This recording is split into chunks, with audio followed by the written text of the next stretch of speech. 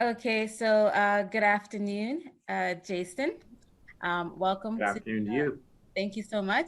Welcome to this week's Thought Leader Thursday. So, Jason, just before we get in, I would love for you to kind of tell a little bit about who you are and what is it that you do and your company. Okay, well, my name is Jason Gray. I'm the Director of Sales for Ireks North America. So, our company is a subsidiary of Ireks Group, which is a company based out of Kumbach, Germany, that dates back to 1865, so a 160-year plus company. Our subsidiary opened in 2016 here in the Toronto area, just outside or Brampton area, I should say, just outside of Toronto. And we've been going here for about 5 years coming up as our own subsidiary of that company. And our division here has its own plant manufacturing bakery ingredients, so mixes, bases, improvers, cake mixes, et cetera, and so forth. And we sell and distribute those to a number of wholesalers as well as industrial customers across the North American landscape. For the larger portion of our business, we've been primarily focused in the Canadian market, but we've been spending the last 18 months to 2 years trying to grow ourselves into the US market and have recently opened up a small office in Chicago, Okay. in Illinois. So, with the COVID, unfortunately, and the borders being closed, we are unable to go and access that office at this juncture until the borders reopen. But once that takes place, then we'll be very excited about growing ourselves aggressively into the U.S. market in hopefully late 2021 and 2022. All right. Thanks. That's just a brief bit about the company. Myself, I've been with the company for about 2.5 years. I manage a sales force of 5 people and a customer service department here in like I said, the Greater Toronto area. And as I say, we work with a host of different distributors and wholesalers across the marketplace that are sort of like salespeople of themselves.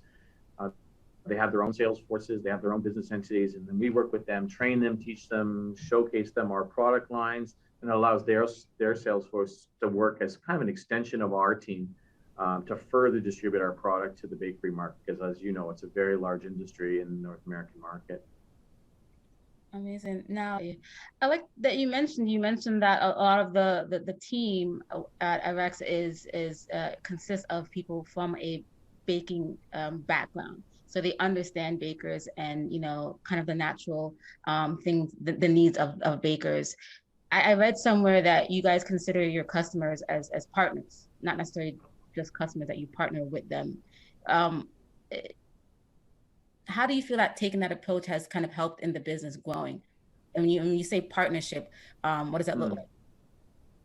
To me, what partnership means is that we're there to help our customers execute their business and perform at their best. And by providing that service, we allow them to do that. So we don't go in there with the mindset of that we offer product A, B, and C, and you have to buy product A, B, and C. We want to go in and help these bakers, bakeries, customers do their business better, be more successful. And if we can help them through competencies or technical advice or just things like that, steer them in different directions with regards to trends, um, clean label changes or things that are happening in the marketplace, like we talked about sort of in our briefing, the consultative sales approach, right? Where Yeah. you go in and you want to ask the bakers, your customers, what are they looking for? What do they think they need to get better, rather than coming in sort of with a product dump and sort of telling this is what I want you to buy. So that's always been my philosophy is if we can make our customers better and more effective and more efficient, and they feel like that we're a viable resource to add value to their business, then they'll naturally buy products from you. No, that makes absolute sense. It's amazing. And so I know we spoke about this off camera, but other than like the ingredients and consulting, what are some other services that you guys offer if you want to share? I saw a recent post about a webinar about malt. What Yes. exactly it was Well, I mean, in light of COVID-19 and the dramatic impact it's had on our ability to have face-to-face customer interactions, as it's been across the globe and across multiple sales platforms, we have had to sort of change path a little bit. So we've taken to, like today, you and I sitting here in a Zoom call and a virtual meeting and having a conversation, as face to face as we can get under the circumstances. So we've had to evolve and put some other mechanisms in place. And the monthly webinars are a bit of a byproduct of that. So one of the things when we sat down with the senior team in Germany, so I report to a board of directors in Germany, and I said, we discussed saying, hey, we still want to engage with customers. So we need to find some ways to just to touch base, and using mediums like Facebook and Instagram and LinkedIn and all those kinds of things, but then also developing our own way to do so. So yeah, once a month we put on a webinar and we open it up to our customers to register and participate. They're generally very brief. They're about 30 minutes typically, so we don't take a lot of time from people. And we know today in this day and age, people have very short attention span. So we try to keep it poignant and to the point. So yeah, it's been really positive. We are 5 months into the equation now, so we'll have another one here coming up in May, and I don't think we've had one that hasn't been sold out so far. So so we're very excited about it. I mean, at the end of the day, what we typically like to do is we like to do these types of things in person, and we often will set up in-person events like this pre-COVID-19. So all we've done is kind of taken the platform of the interpersonal reaction with customers and put it onto a web-based scenario so that we can still interact with customers, but just in a bit more remote fashion. Is there anything else that's on the roadmap that has kind of come up because of COVID, or maybe even in spite of COVID? I mean, when you mentioned to me sort of in our off-camera sort of prelude to it, the first thing that popped into my mind is we've had to obviously get innovative with regards to sampling. And again, back to the bakery and food industry, of course, in order for customers to kind of like and approve something, they need to actually physically try it in most cases, right? Because you can't, just take a bread base and, go, oh, I'm going to love this and start to sell it, right? Customers want, again, to know that the quality is there, the taste is there. So with not being allowed to get in front of customers, we've had to get outside the box. So we've done a lot of baking internally here in our test kitchen. And one of my key account salespeople, she had a great program set up where we in-house baked bread samples for a large industrial customer here. And she went around and she hand delivered the bread samples to all the people's homes or their home offices. And then we did a virtual call with them. Well, they all had the product and we were able to do a taste testing, but you were in your own home environment while you did it, right? So it was really great. So we had our technical advisor actually right here in this room, and he sort of gave his spiel on the bread and the process, and et cetera and so forth. And then all of the people that were part on the Zoom call were able to test the bread and give their feedback right there sort of virtually. So I thought that was a great way to sort of, bring a meeting together, but just kind of going outside the box and saying, hey, I got no problem. We'll all drive around, we'll drop off, breads to people's front doors so they can have it and be prepared to comment and have some dialogue on it. Because otherwise, as I say, without the ability to taste bread, then how are you supposed to express your like or dislike for it? So I thought that was a really great program. I was really proud of the team for sort of going around and executing and pulling that off, because it's not easy to do. Yeah, for sure. That's a really great investment of just time and energy, knowing that, okay, it's a little extra effort to go to these people's houses, but it's brilliant. It's such a brilliant idea. And it's Yeah, I mean, listen, we've had more time on our hands as salespeople than ever before because we've not been able to be in front of customers like we traditionally are. So, when you're a salesperson who's accustomed to making 20 customer visits a week and that's taken from you, you've got to come up with different methodologies to connect with people. And again, the virtual mediums have been great. They've allowed us to carry forward some kind of interactions, but when you can't get people the usual things like samples and whatnot and share those sort of things in person or do sampling with customers in person, you've got to find other ways to connect. So yeah, we've definitely tried to go outside of the norm. And I think what it does is it sort of gives you some reminders of how routine we get, because we do follow a routine as salespeople. Okay, I'm going to go see Joe's Baker today. You know what I mean?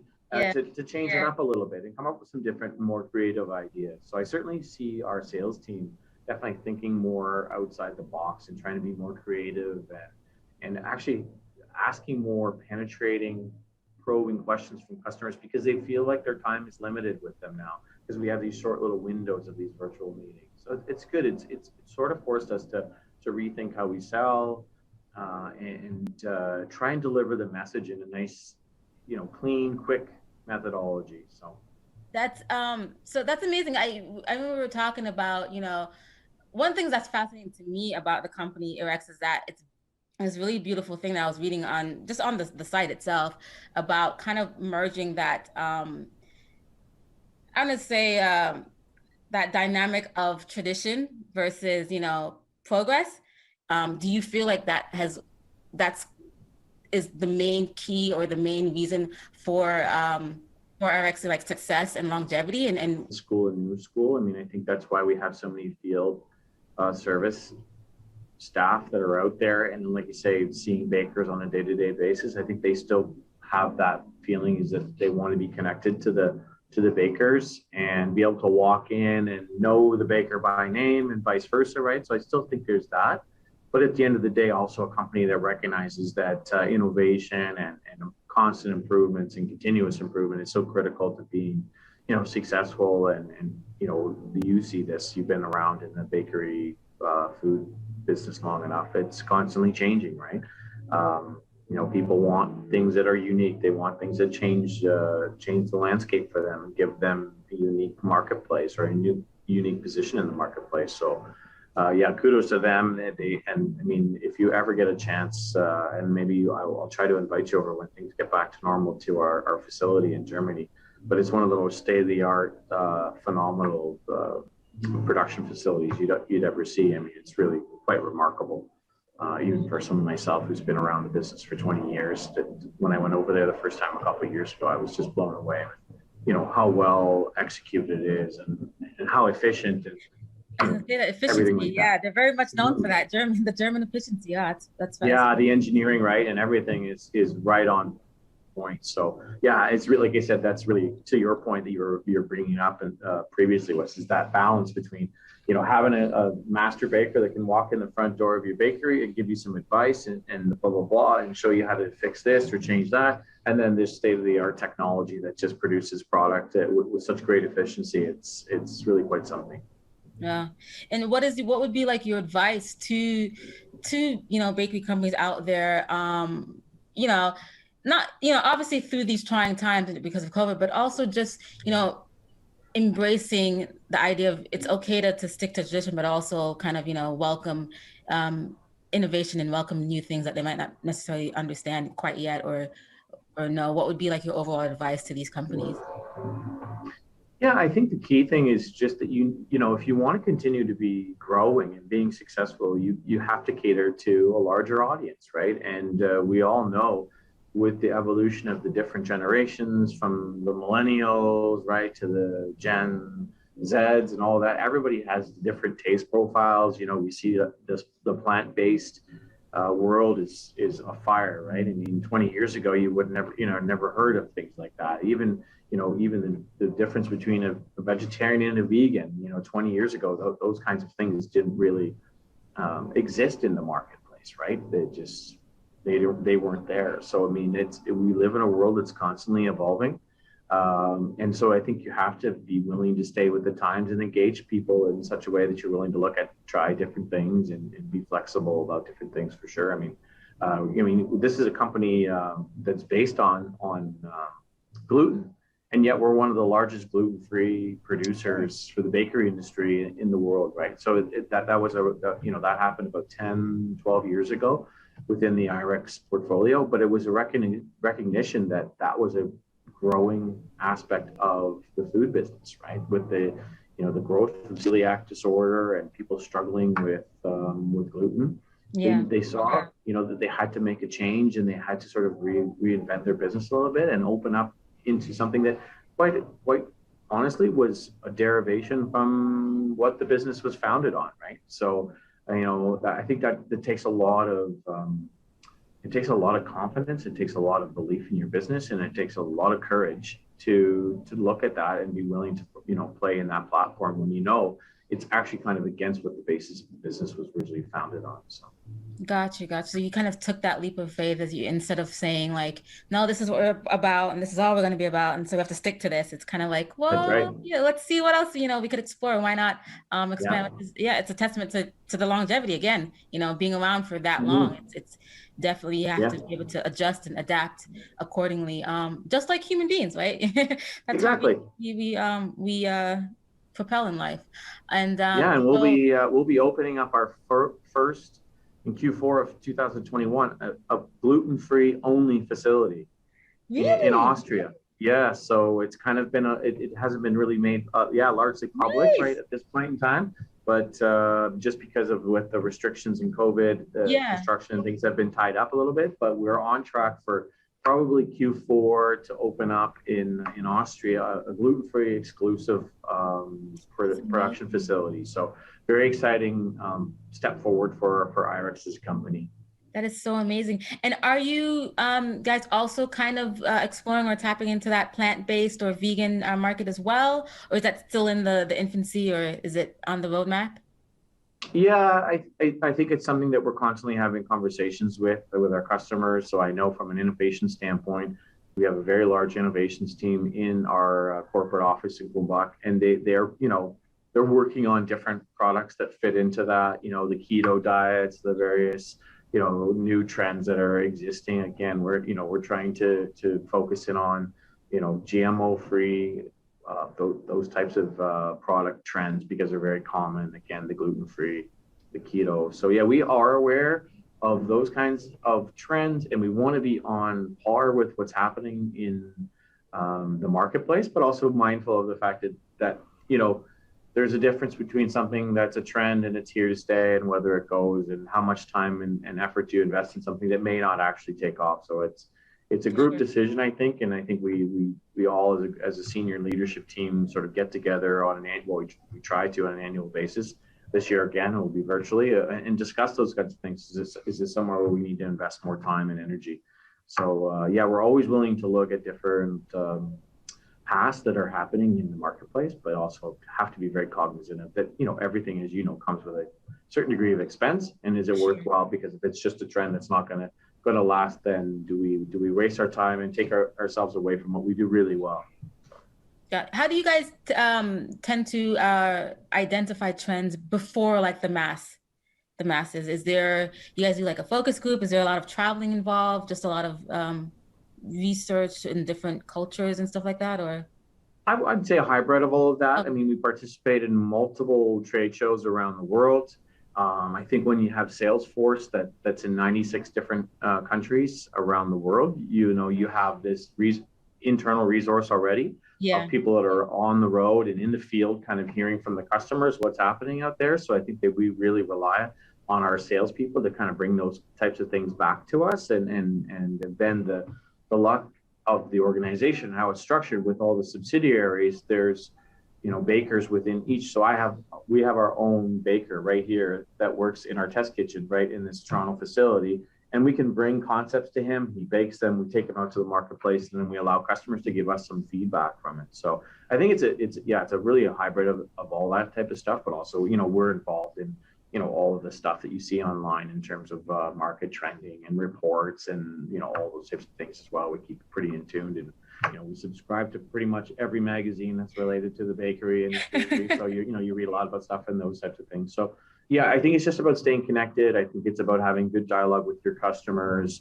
and I think it's about having good dialogue with your salespeople, because those are really the people that are in the field Yeah. talking to customers on a daily basis, and they're really the conduit to information, and what the customer is looking for. So once we see, me specifically, once I hear from a salesperson or my team of salespeople, sort of a consistent request, um, then then we start to look at something, right? Then we start to dig a little bit deeper into what that looks like. So at the end of the day, it's really a collaborative effort, and I think that's the best way to put a sales team together is work collaboratively, and set a path of where you think the next successes can be. Would you say that's kind of like your leadership style, that like I mean, being a director, I mean, I'm sure you're managing lots of other different personalities and individuals within your organization. How would you describe your leadership style? Is it, um, or Yeah, just I would some say tips, that's I guess, that that, you that's felt you that's wanted to very much part of it. I very much believe in collaboration. Most certainly, I think it's important that you work with your team. As you say, I have 5 people within my sales team. Every single one of them is different, a different personality. They bring different strengths, different weaknesses. Some of them are great at admin. Some of them are terrible at admin. Some are just natural public speakers, and share? others maybe a bit more introverted in terms of the communication. So I don't think there's one sort of cookie cutter approach to being a salesperson. I really don't. I think you forge your own path. And so I think what's integral for me as a sales director is to be able to understand those dynamics and then just kind of help guide my sales team, salespersons in a path that best suits them, right? So, some people, you need to have a daily communication with because that's how they function. Some you can just let be and let them do their thing, and you wrap up with them on a weekly basis, right? So I try to be pretty open-minded about how that works with my team. I was in sales as a salesperson for a number of years, so I didn't just jump into a management role. So I think you kind of know yourself, and you know how you work in your best path as a salesperson, and you realize that the different managers you've had over your career. And I've just tried to take a little bit of each one of those individuals and kind of mesh them together to be something that I feel that suits me the best. So and you know what, it's a learning curve. Every single day I'm learning something new, even though I've been doing this for a long time, about being a director and a leader to the team. It's really a role that involves kind of being a bit of a coach, a bit of a mentor, a bit of a psychologist, right? Sometimes you just pick up the phone and you let people vent, right, and say what they have to say, and that helps them too, right? So I have a big background in sports. I've been a hockey coach and a competitive Right. athlete. I'm glad you brought that up because that was my next question. Because I mean, to coaching, I saw that you did hockey for a bit, and I love Yeah, hockey. yeah. So I was as a competitive athlete as a young man growing up. So I think you learn a lot through that avenue about the different aspects of a team. And although a bunch of guys or girls or whatever are all competing towards the same objective, not everybody has the same approach, right? Everybody has different strengths and weaknesses in that. And I think that I learned a lot from that in terms of utilizing some of that I experienced as a youth and trying to uh, apply that today as being a leader with the group. So yeah, it's fun, it's challenging. We've been pushed to the ultimate this last year and a bit with where we don't get to have the same interaction like we normally do. I like to have face to face with my team, and like I said, have these ongoing discussions and have more interaction with them. But this is the reality of what it is, and so we've got text messaging now, right? And we've got emailing and phones. We have lots of mediums to get in touch with each other, which is great. But yeah, it's a work in progress being a leader, I think. And I think as long as you keep your mind open to continuing to learn and find new ways to get better at it, then you inevitably should or will. that's amazing. What I know that's the name of the title of the segment is Thought Leader Thursdays. What would you consider yourself, or maybe other people have told you that you are a thought leader in? Would you say it's the bulk is in sales or in just human interaction or? Yeah, because I think sales is just a byproduct of relationships, right? And so the mandate that I always have with my team is that business is about relationships, and if you build the relationships, then people don't look at you as you know a multi-grain bread or a cake mix, right? They look at you as somebody that's bringing them something of value to their business. You're not bringing your business and trying to enforce it upon them. So, and I think if you build those relationships, then that's what's critical to being able to understand also your customer better, right? So I would say my expertise really lies in relationship development, and trying to, again, help our team understand their customers better and understand the needs of the customers, and be able to deliver those needs in a more fluid fashion by understanding their business better. So that's one of the great things about Ireks. As I said, in the previous discussions we had, is having the field staff and having that mentality that we like to be in front of the customers. It allows you to establish that relationship, and at the end of the day, if you're going to be successful in selling, it's a very competitive world out there. You need and have to be the first call that your bakers or your customers are going to replace, because I know I can name off 5 or 6 other guys that are right there waiting for that phone call as well, right? So, it's the same again. I liken it back to sports, right? Everybody's trying to be the champ and win the title and all that, and everybody's started training and trying to get to that level, and we have to be sort of in the same mindset. Keep practicing, keep getting better, keep working on your skills and how you can improve and how you can and deliver the results in the end. So we've had to employ probably more patience, and I would tell you that's probably been the biggest change in the last year and a half from my perspective. So I have a little thing in all my communication to the team is I have what I call the 3 Ps, and we call it passion, persistence, and positive.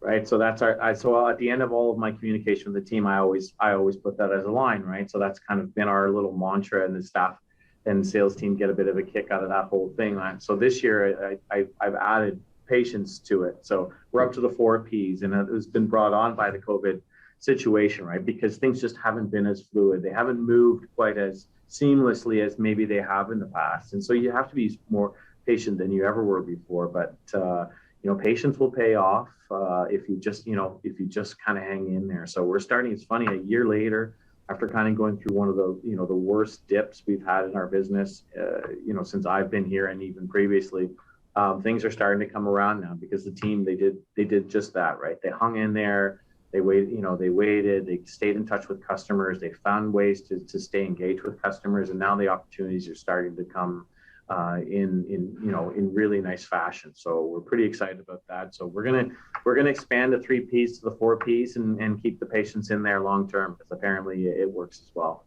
Thanks. You're gonna have to. I have to. I don't have my pen with me anymore. You're gonna have to send that to me so I can. Yeah. I need to put that on my wall too, especially the patience Yeah. part.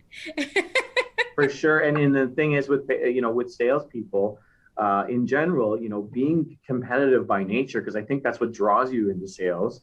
I would tell you that it's a downfall of many of us salespeople that we don't have the patience, right? We get frustrated a little bit, or as we talked about in the prelude, you get frustrated by being told no, right? And you start to take it personally and let it wear you down. So you have to have that resilience, persistence, right? To say, hey, you know what? Just because they're saying no today doesn't mean they're saying no forever.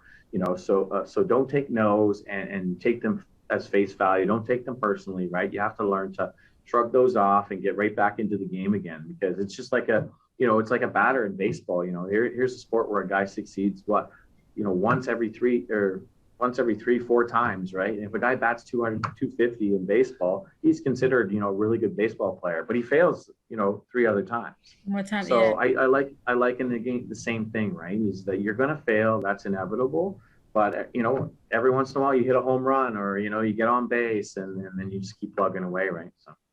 For sure, yeah. And that, I feel like that advice is good for, it could be across the board, not even just, sales reps or anything like that, but, for the bakers and bakeries that are out there, and Yeah. for any field basically, because I mean, you just did the analogy with sports, so that's definitely, thank you so much for sharing that. I appreciate it. So I have one last question before we go, unless there's anything else you want to mention, but what would you say is like your hopes and dreams and goals for the industry on a whole, if any? Wow. Yeah, that's a very challenging question. I mean, I hope, quite honestly, at this particular juncture, just to see the industry kind of get back on its feet again, to be honest. From a food service, hospitality standpoint, restaurant standpoint, we've seen, some very significant impacts. I have numerous friends who've been impacted dramatically by the COVID-19 in terms of closing their businesses and things like that as a result of what's transpired. So, for me, it's just a hope that those people can get back to norm and making a living and doing the things that they love to do. That's really sort of first and foremost is my number one thing. And I just hope that, that we, again, as we sort of joked about, that in the prelude again was just, that the industry doesn't take itself too seriously, and kind of, get away from what got us here really historically, right? And there's nothing wrong with good old fashioned bread, right? There's nothing beats home baked bread or fresh baked bread that you pick up at your local bakery. I think it's like so many things that we need to understand that these are things that we just enjoy in moderation, and like many other things, right? So with a lot of the trends, you always get a little bit leery about, where is our industry headed, because we're getting so focused in on not eating this or not consuming that. So, I hope we just continue to be innovative. I hope we continue also to be traditional, because I think there's a balance of both out there. And really what I'd like to see us do is much more as an industry is ensure that we waste less food where possible, right? And help more people where possible, and those kinds of things. So, I know we've done our due diligence here in the last year or so, or last few years, to try and make sure that we're donating some breads and things like that to local charities, local food banks, and whatnot, rather than having product that maybe we would normally just discard and throw out. We're ensuring that we're getting it to places where we can help other people. So I think at the end of the day, if you can ultimately help other people, you feel better about yourself and what you're doing, right? Sure, yeah. And I think we're all like that. If we can help somebody else, then it goes a long way, makes you feel better about what you're contributing to the world. For sure. Maybe a bit philosophical, but that's... No, it's nothing wrong with that. That's beautiful. I think that's amazing. And I think that's the heart of what we do. It's that craft. It's this labor of love kind of thing, and our way of kind of giving back to the world. It's our way of service. So I think that's very honorable. Thank you. Yeah, well, I got into the food industry, from a cooking background, because I like to cook for people, right? You like to see the joy on people's face when they eat something that you've made for them that's really good, right? And I think there's a lot to be said for that, right? That if you can bring things to people that they enjoy and it gives them happiness, that's a big reward into itself. So exactly. Let's keep our fingers crossed that everyone continues to take care of themselves and remain healthy, and the vaccines, work and do their thing, and we can be back. Because I would tell you that's, something I truly miss. I truly miss the trade shows and the events and things like that, and the networking with people and meeting new people. That's what drove me to be in this business in sales years and years ago, was the ability to interact with humans. So I certainly do miss that. I do appreciate that we have this forum and platform today to be able to do it. But to me, like you said, it's not the same thing as shaking someone's hand or sitting down, having a cup of coffee, or, or something like that, or a craft beer or whatever, and just talking in a laid back fashion. Because I think I know some of the best business that I've ever done over my career is just sitting over a nice dinner with people, or a cup of coffee or a glass of wine or something like that, and talking and learning more about how they do business and finding ways for you to partner with them. So I certainly think our industry in general is lacking from that, especially the food industry, where the people who are in the food industry mostly because they love it, right? And they love that sort of social aspect that comes with food. So I'll look forward to that day, and September 2022 couldn't come soon enough, to be honest with you. But, when I saw it on the calendar, I was like, yes.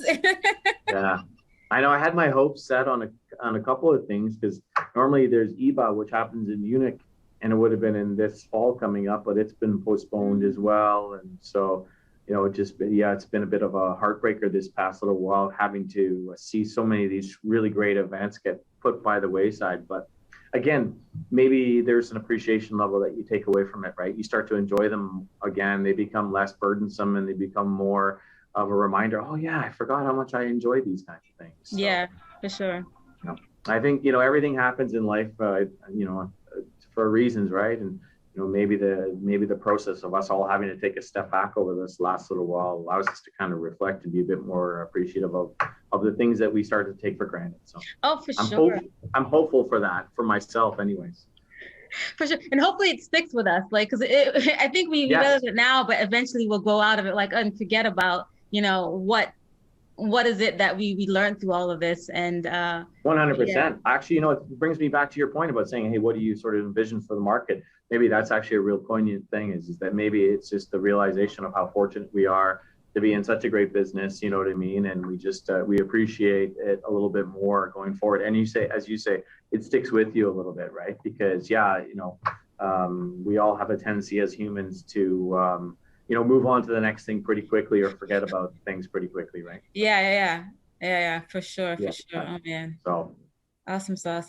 Well, thank you so much, Jason, for your time, for your oh, input, my your pleasure. insight. And yeah, it's been such a pleasure speaking with you. And it's so cool that we have a similar background, but you're obviously, much further along the way. So it was very awesome, like just hearing your story. And Hey, we all have to start somewhere. And the reason why people like myself are here are to help people like yourself, get to where you want to go. So please don't ever be shy to reach out. Send me a note on LinkedIn or whatever if you have any questions or something you're interested about or whatever. And again, I'm the same. I look forward to meeting you actually in person somewhere along the way at a trade show or something like that. awesome. Oh my God. Yay. Thank you. I'm glad we did this. Thank you so much. My pleasure.